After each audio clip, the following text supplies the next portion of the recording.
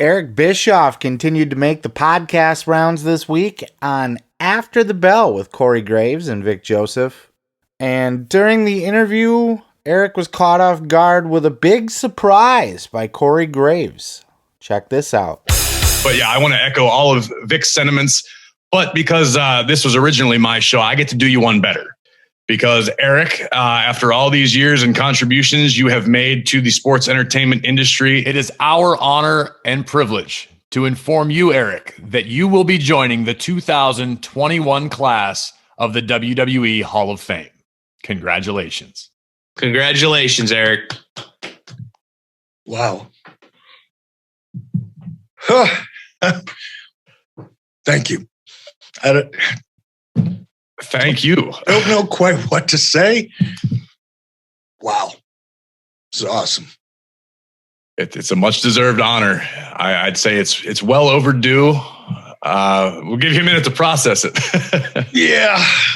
It'll take more than a few minutes, guys.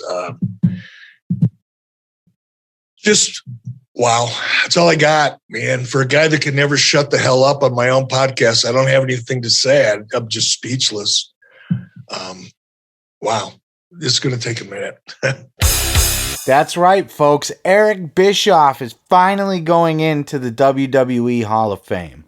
Look, we all know that the WWE Hall of Fame's a fucking gimmick, right?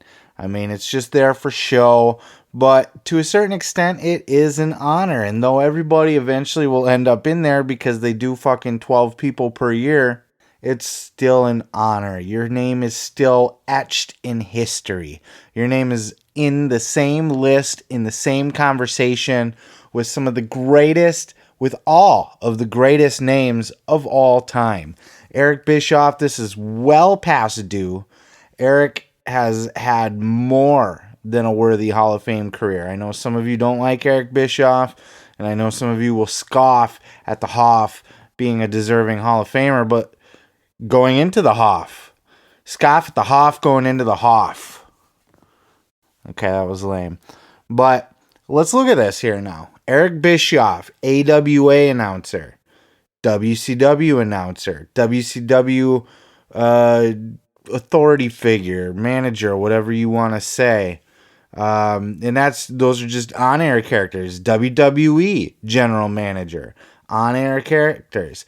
How about running WWE SmackDown for like a month before he was fired? How about running WCW, turning it from a failing loss after loss after loss, year after year after year, turning it around, making it a profitable company, making it a ratings juggernaut, overtaking Vince McMahon for well over a year, almost a year and a half, more than a year and a half. Eric Bischoff invented live pro wrestling. WWE was taped almost all of the time, with the exception of maybe like a Saturday night's main event here and there. WCW Nitro went live every single Monday. Week after week after week, we were live on TV. Eric Bischoff brought a sense of reality to live TV. He made this was an era when characters in wrestling were characters.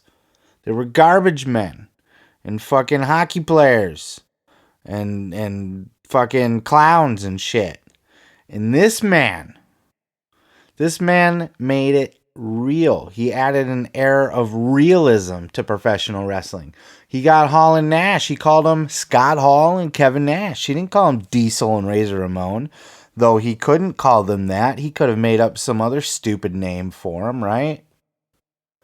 But he went with real names. He went with real personalities. He went with a more reality-based, edgier, made for the 18 to 49 age demographic. Eric Bischoff was a legend. The things that he did have affected the pro wrestling industry to this very day. You can see his fingerprints all over professional wrestling. If it weren't for Eric Bischoff, who knows what wrestling would look like today? But I could almost guarantee it wouldn't look like it does now. Eric Bischoff was a fundamental, groundbreaking, game-changing, legendary influence on professional wrestling. Period. I don't give a shit what you want to say about him. You think he ruined the company, blah, blah, blah, blah, blah, blah, blah. You're full of shit. You watch too much internet videos. Eric Bischoff changed professional wrestling in ways that most people can't say that they did. Eric Bischoff is one of the most influential people in professional wrestling history. Period. End of story.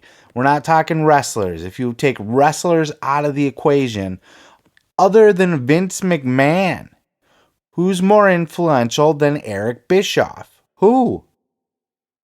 It's not Vern Gagne. Vern Gagne trained tons of legendary wrestlers. So his influence had echoes all through the 80s and the 90s. Some of the top stars.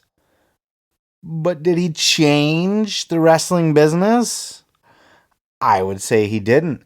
Did Cowboy Bill Watts change the wrestling business? Not particularly. No, he didn't.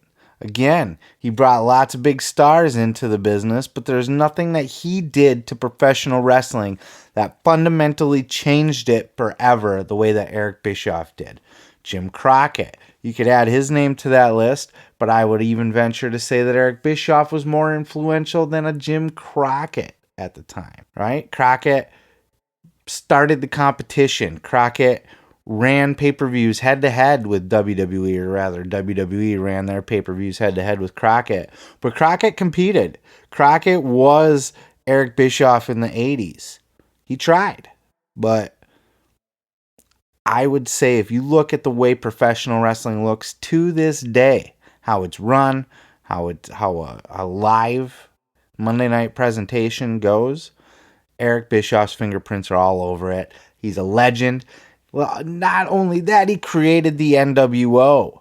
And you could say, oh yeah, he stole it from Japan. Kind of. He stole a little bit of a faction from Japan, but really, like the NWO with the edge that they had and the realism that it had, they just took professional wrestling to the next level. And it took a Stone Cold Steve Austin and The Rock at the same time, with a supporting cast of Mick Foley and The Undertaker and Kurt Angle and Benoit and Eddie Guerrero and all these fucking people, DX, Shawn Michaels, Triple H, New Age Outlaws, X-Pac. It took a fucking army to turn the tides away from WCW success back to WWE. Eric Bischoff absolutely belongs in the Hall of Fame. He absolutely should have been in there a long time ago. I am fucking ecstatic to see that he got in. And to hear his reaction live like that. We don't normally get that. We get the big announcement, oh, this person's going to be in the Hall of Fame. We don't get to see it actually be told. I was caught off guard by this. It wasn't in the comments, and I listened to it the same day that it came out, so it wasn't really like all over YouTube and shit. I was surprised. And then all of a sudden, like, Eric gets emotional. You heard it. Eric gets a little choked up. And I got a little choked up listening to it because it was like he really deserves it. He's finally getting recognized. He's a man who's been very controversial in this business, gets a lot of negativity, but I feel like he's starting to get and has been kind of getting that respect and that love and appreciation that I feel like he's always deserved. So much props to Eric Bischoff. Congrats, my man. I respect you, and I'm glad to see that you're finally going into the Hall of Fame. You can check out After the Bell every single Thursday with Corey Graves and Vic Joseph and various WWE and peripherally related WWE talents. Let me tell you something, brother. You can check out full episodes each and every Sunday right here on this channel, dude. Don't forget to like, don't forget to subscribe, and don't forget to take your vitamins and say your prayers, brother.